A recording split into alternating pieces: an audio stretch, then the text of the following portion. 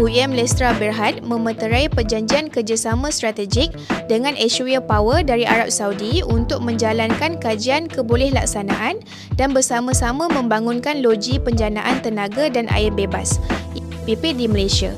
Di bawah perjanjian tersebut, Ashway Power akan menjalankan kajian kebolehtlaksanaan bersama UIM Lestra di samping meneroka peluang pembangunan kemudahan IWPP boleh baharu dengan menggunakan teknologi osmosis songsang air laut Ashwiro dalam negara ini.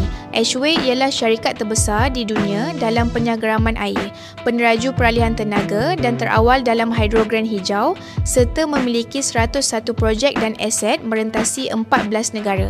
Manakala UIM Lestra ialah subsidiari dan sayap industri hijau UIM Group Berhad.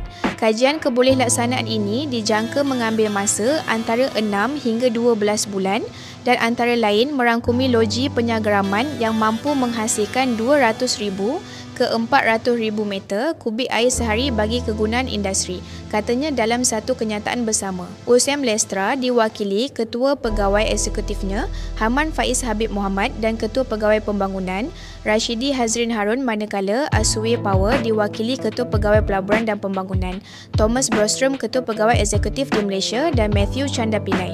Pemerceraian disaksikan Pengerusi UIM Group oleh Datuk Hisham Hamdan, Pengerusi UIM Lestra Datuk Amran Hafiz Afifuddin dan Naib Presiden Serantau Ashway Power Salman Barai.